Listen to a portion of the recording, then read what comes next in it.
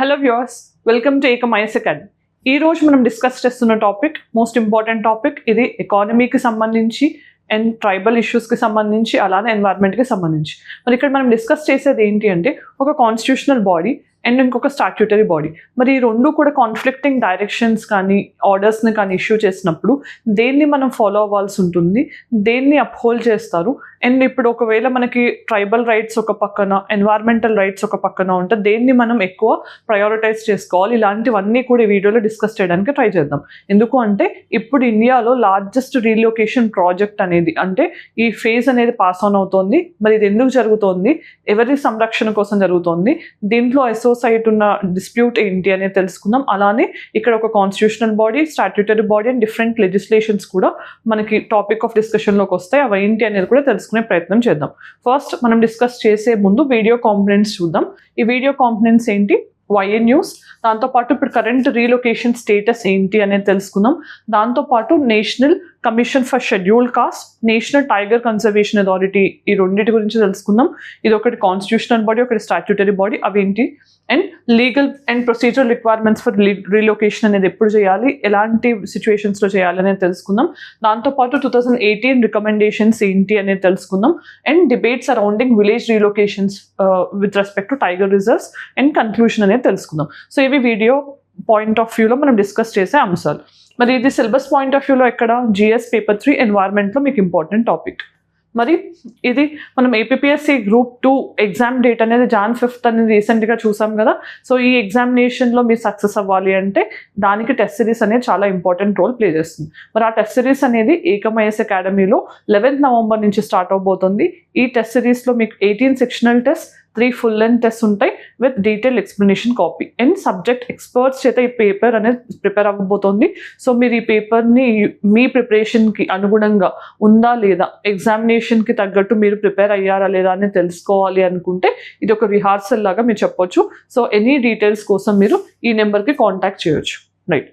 So మనం ఇప్పుడు discuss చేస్తున్న అంశం ఏంటి, సో ఇప్పుడు రీసెంట్గా ఏం జరిగింది అంటే national commission for scheduled cost ఏదైతే ఉందో అది రీసెంట్గా NTCA అంటే నేషనల్ టైగర్ కన్జర్వేషన్ అథారిటీ ఇచ్చిన ఒక అడ్వైజరీని రివ్యూ చేయడానికి ఒప్పుకుని, ఇప్పుడు ఎందుకు రివ్యూ చేస్తున్నారు, ఆల్రెడీ వాళ్ళు ఇచ్చిన అడ్వైజరీ నోట్ అనేది ఏంటి, దేనికి సంబంధించింది, ఇవన్నీ కూడా తెలుసుకునే ప్రయత్నం చేద్దాం. సో ఫస్ట్ మనం తెలుసుకోవాల్సింది ఏంటి అంటే ఇక్కడ కరెంట్ స్టేటస్ ఆఫ్ రీలొకేషన్ ఏంటి అని. మరి రీలొకేషన్ అంటే ఏంటి, పునరావాసం అనమాట. మరి అంటే ఏంటి అంటే జనరల్గా ఒక ప్లేస్లో ఉండేవాళ్ళు ఇంకొక ప్లేస్కి మారాల్సి వస్తుంది. ఎందుకు మారాల్సి వస్తుంది ఇక్కడ అంటే in the name of tiger conservation. So మనకు తెలిసిందే ఇండియాలో 54 టైగర్ రిజర్వ్స్ ఉన్నాయి కదా. మరి 54 టైగర్ రిజర్వ్స్ ఉన్న ఏరియాస్లో మనకి కోర్ ఏరియా అనేది ఉంటుంది. ఎక్కడైతే మనకి టైగర్ పాపులేషన్ ఎక్కువగా ఉందో దాన్ని మనం కోర్ ఏరియా అనుకుంటాం. కోర్ ఏరియా చుట్టూ ట్రాన్సిషన్ ఏరియా, బఫర్ ఏరియా అని మనకి ఇట్లా ఏరియాస్ ఉంటాయి. సో దీన్ని క్రిటికల్ టైగర్ హ్యాబిటాట్ అని అంటాం అనమాట. మరి ఇలాంటి ఏరియాస్లో కనుక, ఎందుకంటే ట్రైబల్స్ అనేవాళ్ళు నేచర్కి దగ్గరగా ఉంటారు కాబట్టి వాళ్ళు కూడా కొన్ని ఏరియాస్లో ఇక్కడ ఉండే ఛాన్స్ ఉంటుంది కదా. మరి ఇలాంటి వాళ్ళు ఇక్కడ ఉండటం అనేది వాళ్ళకి మంచిదా కాదా అనేది ఇప్పుడు మెయిన్ క్వశ్చన్ అనమాట. ఇలా వీళ్ళు ఉన్నప్పుడు ఒకవేళ హ్యూమన్ యానిమల్ కాన్ఫ్లిక్ట్ అనేది రావచ్చు కదా. సో వాళ్ళు టైగర్ నుంచి దాడులు ఎదుర్కోవచ్చు, లేకపోతే వాళ్ళ వల్ల టైగర్కి ప్రమాదం ఉండొచ్చు. సో ఇలాంటి సిచ్యువేషన్ని మనం ఫేస్ చేయాల్సి వస్తుంది కాబట్టి NTCA national tiger conservation authority ఏం చేస్తోంది, ఇప్పుడు ఇలాంటి ఏరియాస్లో ఉన్న ట్రైబల్స్ అందరినీ రీలొకేట్ చేయాలి అని చెప్పి రీసెంట్గా ఒక అడ్వైజరీ ఇవ్వడం జరిగింది. సో దాంట్లో భాగంగా ఇప్పుడు రీలొకేషన్ స్టేటస్ అనేది ఎలా ఉందనేది తెలుసుకుందాం. సో మొత్తం ఎన్ని విలేజెస్ రీలొకేట్ అవుతున్నాయి, ఆల్మోస్ట్గా 600 విలేజెస్ మొత్తం కూడా క్రిటికల్ టైగర్ హ్యాబిటాట్లో ఉన్నాయని గుర్తించడం జరిగింది. మరి 600 విలేజెస్లో ఎంతమంది ఉంటున్నారు అంటే ఎన్ని ఫ్యామిలీస్ ఉంటున్నాయి అంటే ఆల్మోస్ట్గా 65,000 ఫ్యామిలీస్ ఉంటున్నాయి అనమాట. మరి ఇదంతా టోటల్ నెంబర్. మరి దీంట్లో ఇప్పటి వరకు ఎంతమంది రీలొకేట్ అయ్యారు అని అంటే 600 ఫ్యామిలీస్ విలేజెస్లో మనకి 250 విలేజెస్ వాళ్ళు రీలొకేట్ అయ్యారు. అంటే ఆల్రెడీ వాళ్ళు ఉన్న ఏరియాని వదిలి వేరే ఏరియాస్కి వెళ్ళి అక్కడ సెటిల్ అవ్వాల్సి వచ్చింది. అండ్ 25,000 ఫ్యామిలీస్ ఆల్రెడీ రీలొకేట్ అయినట్టు కూడా మనకి డేటా తెలుస్తుంది. ఇవన్నీ ఎక్కడైతే కనుక 54 టైగర్ రిజర్వ్స్ ఉన్నాయో అక్కడ ఈ రీలొకేషన్ అనేది జరిగింది. మరి ఇప్పుడు మనం డిస్కస్ చేసే ముందు NCSC అండ్ NCST గురించి డిస్కస్ చేద్దాం. మరి NCSC అనేది ఏంటి, national commission for scheduled cost. మరి ఇది ఎటువంటి టైప్ ఆఫ్ బాడీ, మనకి constitutional body. So constitutional body అంటే దీని మెన్షన్ అనేది కాన్స్టిట్యూషన్లో డైరెక్ట్గా ఉంది అని అర్థం. మరి ఇక్కడ మనం గుర్తుపెట్టుకోవాల్సింది ఏంటి, ఇనీషియల్గా ఇది షెడ్యూల్డ్ కాస్ట్కి మాత్రమే కాకుండా scheduled tribes and Anglo Indians వాళ్ళ యొక్క ఇంట్రెస్ట్ని ప్రొటెక్ట్ చేయడానికి కూడా ఇదే బాడీ ఫంక్షన్ చేసింది. కానీ 89th కాన్స్టిట్యూషనల్ అమెండ్మెంట్ 2003 తర్వాత దీన్ని మనం only national commission for scheduled కాస్ట్కి కన్సిడర్ చేసి NCST అనేది సెపరేట్గా ఫామ్ అయింది. ఇది సెపరేట్గా ఉంది ఈ అమెండ్మెంట్ నుంచి, అండ్ ఇది సెపరేట్గా ఓన్లీ SCs యొక్క interest along with Anglo Indians interest protect చేయడానికి ఇది ఫామ్ అయింది. మరి NCST అనేది మనకి ఏ ఆర్టికల్లో మెన్షన్ అయి ఉంది అంటే ఆర్టికల్ 338 ఆఫ్ ఇండియన్ కాన్స్టిట్యూషన్ అనమాట. ఓకే, సో ఈ ST ఇక్కడ పాయింట్ ఆఫ్ డిస్కషన్లో. సో షెడ్యూల్డ్ కాస్ట్, సో మనకి ఇక్కడ ఇది షెడ్యూల్డ్ కాస్ట్ అయితే కనుక 338 అవుతుంది, షెడ్యూల్డ్ ట్రైబ్స్ అయితే కనుక 338A అవుతుంది అనమాట. సో రెండు కూడా కాన్స్టిట్యూషనల్ బాడీస్, ఇది గుర్తుపెట్టుకోవాలి, రైట్. సో మరి దీని కంపోజిషన్ అనేది ఎలా ఉంటుంది అంటే 1 చైర్మన్ ప్లస్ వైస్ చైర్మన్తో పాటు 3 మెంబర్స్ అనేవాళ్ళు ఉంటారు. అంటే ఆల్మోస్ట్గా మనకి 5 మెంబర్స్ ఉంటారు అని చెప్పుకోవచ్చు. మరి వీళ్ళందరిని ఎవరు అపాయింట్ చేస్తారు, ప్రెసిడెంట్ ఆఫ్ ఇండియా అపాయింట్ చేస్తారు. మరి వీరి మెయిన్ జాబ్ ఏంటి అంటే ST రిలేటెడ్ ట్రైబల్ రిలేటెడ్ మ్యాటర్స్లో వీళ్ళు గవర్నమెంట్కి ఇన్పుట్స్ ఇస్తూ ఉండాలి, వాళ్ళ రైట్స్ అనేవి వైలేట్ అయినప్పుడు ఇన్వెస్టిగేట్ చేయడం, ఇంకా వాళ్ళకి ఎటువంటి మెషర్స్ తీసుకుని బెటర్మెంట్ని ప్రమోట్ చేయగలం అనేది గవర్నమెంట్కి పీరియాడిక్గా రిపోర్ట్స్ అనేవి ఇవ్వడం, దాంతోపాటు ఇంకా ట్రైబల్ రైట్స్ని ప్రొటెక్ట్ చేయడానికి రీసెర్చ్ని కానీ, ఏదైనా ట్రైబల్ రైట్ ఆర్గనైజేషన్స్ ఉంటే వాళ్ళకు ఒక సపోర్ట్ మెకానిజం కానీ, ఇలాంటివన్నిటిని చేసేది NCST అనమాట. మరి దీంతో పాటు మనం గుర్తుపెట్టుకోవాల్సింది ఏంటి, NCST ఒక కాన్స్టిట్యూషనల్ బాడీ కాబట్టి దానికి ఇంకొన్ని పవర్స్ అండ్ ఫంక్షన్స్ ఉంటాయి. ఎలాంటి పవర్స్ అండ్ ఫంక్షన్స్ ఉంటాయి అంటే ఒక సివిల్ కోర్ట్ ఎలా ఫంక్షన్ చేస్తుందో అలా వీటికి అన్ని పవర్స్ ఉంటాయి అన్నమాట. అంటే సమ్మనింగ్ ఇష్యూ చేయొచ్చు, ఎవరైనా పర్సన్ని ఎవిడెన్స్గా సబ్మిట్ చేయమని అంటే కోర్టులో ప్రెసెంట్ అవ్వమని చెప్పొచ్చు, కాలింగ్ ఫర్ ఎవిడెన్స్ అంటే గవర్నమెంట్ అఫీషియల్స్ నుంచి ఎవిడెన్స్కి సబ్మిట్ చేయండి అని చెప్పి ఆర్డర్స్ ఇష్యూ చేసే పవర్స్ ఉంటాయి. ఇలా డిఫరెంట్ టైప్స్ ఆఫ్ పవర్స్ ఉంటాయి. మరి ఇన్ని పవర్స్ ఉన్నప్పటికీ కూడా వీళ్ళు రికమెండ్ ఏదైతే చేస్తారో గవర్నమెంట్కి వాళ్ళ డొమైన్లో ఉన్న వాటి గురించి అవన్నీ కూడా అడ్వైజరీగా మాత్రమే ఉంటాయి, ఇవన్నీ బైండింగ్ కాదు గవర్నమెంట్ మీద, ఇది గుర్తుపెట్టుకోవాలి, రైట్. దెన్ మరి ఇక్కడ NTCA గురించి డిస్కస్ చేసాం కదా. ఈ నేషనల్ టైగర్ కన్జర్వేషన్ అథారిటీ అనేది ఎటువంటి టైప్ ఆఫ్ బాడీ అంటే మనకి statutory type of body. Statutory body అంటే ఏంటి, ఇది ఇండియన్ పార్లమెంట్ యాక్ట్ క్రియేట్ చేయడం వల్ల ఫామ్ అయిన బాడీ. మరి ఏ యాక్ట్ కింద దీన్ని మనం పాస్ చేసాం, వైల్డ్ లైఫ్ ప్రొటెక్షన్ యాక్ట్ 1972 ఏదైతే ఉందో దానికి మనం 2006లో అమెండ్మెంట్ చేసినప్పుడు ఈ పర్టికులర్ బాడీని దీని కింద క్రియేట్ చేయడం జరిగింది. మరి ఎవరు రికమెండేషన్స్తో దీన్ని క్రియేట్ చేసాం, టైగర్ టాస్క్ ఫోర్స్. ఈ టైగర్ టాస్క్ ఫోర్స్ అనేది ఒక బాడీ, ఎక్స్పర్ట్ బాడీ. సో ఇది 2005లో కాన్స్టిట్యూట్ అయినప్పుడు మనకి 2006లో దీన్ని రికమెండ్ చేసినప్పుడు దీన్ని అమెండ్ చేసి మనం దీన్ని ఒక స్టాట్యూటరీ బాడీగా క్రియేట్ చేయడం జరిగింది. మరి దీని చైర్మన్గా ఎవరు ఉంటారు అని అంటే ministry of environment, forest and climate change, ఆయనే డిఫాల్ట్గా దీనికి చైర్మన్గా ఉంటారు. దాంతోపాటు ఇంకొంతమంది మెంబర్స్ ఉంటారు, సెక్రటరీస్ ఉంటారు, అలా డిఫరెంట్ మెంబర్స్ ఉంటారు. మరి ఇక్కడ మెయిన్ దీని ఫంక్షన్స్ ఏంటి or main role of NTCA ఏంటి అని అంటే మెయిన్ జాబ్ ఏంటి, టైగర్ రిలేటెడ్ కన్జర్వేషన్ ఎన్షోర్ చేయడం. అంటే వీళ్ళు ప్రాజెక్ట్ టైగర్ ఏదైతే ఉందో మనం 1973 నుంచి ఇంప్లిమెంట్ చేస్తున్నామో దాన్ని ప్రాపర్గా ఇంప్లిమెంట్ చేయడంతో పాటు హ్యూమన్ యానిమల్ కాన్ఫ్లిక్ట్ అనేది తగ్గించే విధంగా కొన్ని మెషర్స్ తీసుకోవడం, టైగర్ కన్జర్వేషన్ పెరిగే విధంగా, టైగర్ ఏరియాస్ ఏవైతే ఉంటాయో అంటే ఇప్పుడు ఫర్ ఎగ్జాంపుల్ టైగర్ రిజర్వ్స్ ఉన్నాయి, ఆ టైగర్ రిజర్వ్స్లో ఎటువంటి డెవలప్మెంటల్ ప్రాజెక్ట్స్ కానీ ఇలాంటివి ఏమైనా టేకప్ చేయాలన్నా వీళ్ళ కన్సల్టేషన్ అనేది mandatory. So delisting of tiger reserve విషయంలో కూడా వీళ్ళు ఇన్వాల్వ్ అవుతారు. సో ఇలా డిఫరెంట్ మెషర్స్ కానీ టైగర్ కన్జర్వేషన్కి సంబంధించి sustainable development in terms of tiger reserve కానీ డెసిషన్ తీసుకునేది NTCA. మరి ఒక టైగర్ రిజర్వ్ని మనం అప్రూవ్ చేయాలన్నా కూడా స్టేట్ గవర్నమెంట్ నుంచి ఆ ప్రాసెస్ ఇనిషియేట్ అయినప్పటికీ కూడా ఫైనల్ అథారిటీ ఎవరు తీసుకోవాలి, మినిస్ట్రీ ఆఫ్ ఎన్వైర్న్మెంట్ తీసుకునేటప్పుడు కూడా ఈ NTCAని కన్సల్ట్ చేయడం జరుగుతుంది. సో ఇవన్నీ కూడా NTCA గురించి మనం గుర్తుపెట్టుకోవాల్సిన అంశాలు. మరి ఇక్కడ 2018 రికమెండేషన్స్ ఏంటి అంటే, సో ఫస్ట్ మనం గుర్తుపెట్టుకోవాల్సింది మనకి NCST national commission for scheduled tribes ఏదైతే ఉందో అది 2018లో కొన్ని రికమెండేషన్స్ చేయడం జరిగింది. సో ఇట్లా రికమెండేషన్స్లో ఏం చెప్పారు అంటే మనకి ఏదైతే కంపెన్సేషన్ అంటే ఇప్పుడు మనం ఏవైతే టైగర్స్ని ప్రొటెక్ట్ చేసుకోవడానికి వీళ్ళు రీలొకేట్ చేయాలి అని చెప్తున్నాం కదా, మరి ఆ రీలొకేట్ చేసినప్పుడు వాళ్ళకి ఉన్న ట్రెడిషనల్ ల్యాండ్స్ని కానీ ఇల్లు ఇవన్నీ వదిలేసుకుని వెళ్ళాల్సినప్పుడు మనం వాళ్ళకి కంపెన్సేషన్ పే చేయాలి కదా. మరి ఆ కంపెన్సేషన్ ఎలా ఉండాలి అని అంటే 2018లో NCST ఒక నోట్ ఇచ్చినప్పుడు ఏం చెప్పారు అని అంటే ఇది land acquisition rehabilitation and resettlement act, మనకి LARR ఉంది కదా 2013, దాంట్లో మనం రైట్ టు ఫేర్ కంపెన్సేషన్ అనేది ఒక రైట్గా గ్యారంటీ చేసాం. సో దాని ప్రకారం మీరు కంపెన్సేషన్ ఇవ్వాల్సి ఉంటుంది అని చెప్పడం జరిగింది. దాంతోపాటు అప్పటి వరకు మనకి వాలంటరీ రీలొకేషన్ చేస్తే, అంటే ఫోర్స్డ్గా రీలొకేషన్ చేయకుండా వాళ్ళంతట వాళ్ళే, ఒకవేళ ఇక్కడ మనకి పులుల నుంచి థ్రెట్ ఉంది అని వాళ్ళు భావించి వాళ్ళంతట వాళ్ళే వాలంటరీగా రీలొకేట్ అయితే వాళ్ళకి అంతకు ముందు ఉన్న 10 lakhs అమౌంట్ ఏదైతే ఉందో దాన్ని 15 lakhsకి ఇంక్రీజ్ చేస్తూ 2021లో కూడా NCST ఒక ఆర్డర్ ఇవ్వడం జరిగింది. సో ఇది 2018 అండ్ 2021లో జరిగిన మోడిఫికేషన్స్. మరి ఇక్కడ మనం గుర్తుపెట్టుకోవాల్సింది ఏంటి? సో ఇక్కడ మనం రీలొకేషన్ అనేది ఇప్పుడు జరుగుతుంది కాబట్టి రీలొకేషన్ని ఎలో చేస్తున్న లాస్ కానీ లీగల్ ఫ్రేమ్వర్క్ ఏముంది అనేది తెలుసుకుందాం. సో ఫస్ట్ మనం ఇక్కడ గుర్తుపెట్టుకోవాల్సిన ముఖ్యమైన అంశం ఏంటి అంటే, మనకి 2 మెయిన్ లాస్ ఆర్ యాక్ట్స్ అనేవి వస్తాయి. So wild life protection act అనేది ఉంది, వన్యప్రాణుల సంరక్షణ చట్టం అంటాం కదా.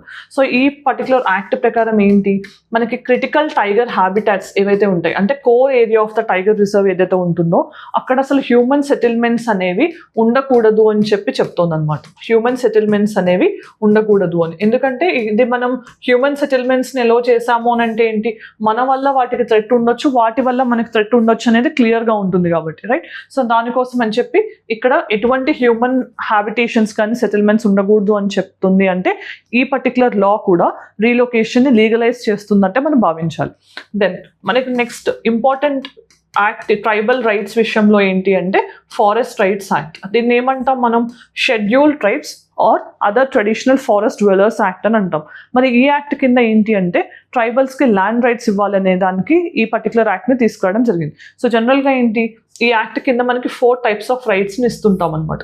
సో 4 types ఆఫ్ రైట్స్ ఏంటి అంటే, మనకి ఇక్కడ ల్యాండ్ రైట్స్ అనేది ఒకటి.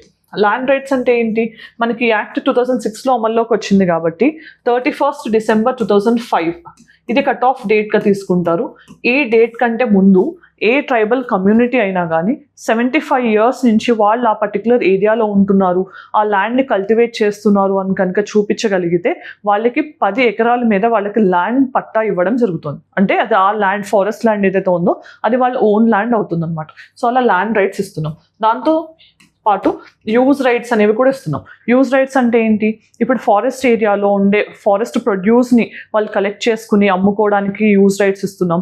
అలానే వాటర్ బాడీస్ ఏవైతే ఫారెస్ట్ ఏరియాలో ఉంటాయి వాటిని యూజ్ చేసుకోవచ్చు, పేస్చర్ ల్యాండ్స్ని గ్రేజింగ్ కోసం యూజ్ చేసుకోవచ్చు. అలా వాటిని యూజ్ చేసుకునే రైట్స్ని కూడా ట్రైబల్స్కి కల్పిస్తోంది FRA. దాంతోపాటు మనం గుర్తుపెట్టుకోవాల్సింది ఇక్కడ కన్జర్వేషన్ రైట్స్ అనమాట. సో కన్జర్వేషన్ రైట్స్ అంటే ఏంటి, వీళ్ళు ఎప్పుడైనా కూడా ట్రైబల్స్ అనేవాళ్ళు ఫారెస్ట్కి హార్మోనియస్గా ఉంటారనమాట. అలా వాళ్ళు ఫారెస్ట్ నుంచి తీసుకుంటున్న బెనిఫిట్స్కి రిటర్న్గా వాళ్ళు ఫారెస్ట్ని కూడా ప్రొటెక్ట్ చేస్తూ ఉంటారు. సో స్మగ్లింగ్ కానీ, కిల్లింగ్, పోచింగ్ ఇలాంటివి ఏం జరగకుండా వాళ్ళు ప్రొటెక్ట్ చేస్తూ ఉంటారు. సో ఈ కన్జర్వేషన్ రైట్స్ అనేవి కూడా మనం ఎన్షూర్ చేస్తున్నాం. దాంతోపాటు రిలీఫ్ అండ్ రీహాబిలిటేషన్ రైట్స్ అనేవి కూడా ఉన్నాయి. మనకి రిలీఫ్ అండ్ రీహాబిలిటేషన్ రైట్స్ అంటే ఒకవేళ వీళ్ళు ఫారెస్ట్ నుంచి ఎప్పుడైనా రీలొకేట్ అవ్వాల్సిన పరిస్థితి వచ్చింది అనుకుందాం, అది ఎందుకు రావచ్చు, ఇలాంటి వైల్డ్ యానిమల్స్ కన్జర్వేషన్లో అయినా అవ్వచ్చు, డెవలప్మెంటల్ ప్రాజెక్ట్స్ కూడా. సో మనం ఏదైనా ప్రాజెక్ట్ డెవలప్ చేయాలి అంటే ఫస్ట్ ఏమవుతుంది, మనకు ఫస్ట్ కనిపించేది ఫారెస్ట్ ల్యాండ్. సో ఫారెస్ట్ ల్యాండ్ని క్లియర్ చేయాలి అంటే ఏంటి, ఫారెస్ట్లో ఉండే వాళ్ళని కూడా మనం రీలొకేట్ చేయాల్సి ఉంటుంది. సో అలా వీళ్ళందరినీ డిస్ప్లేస్ చేస్తాం.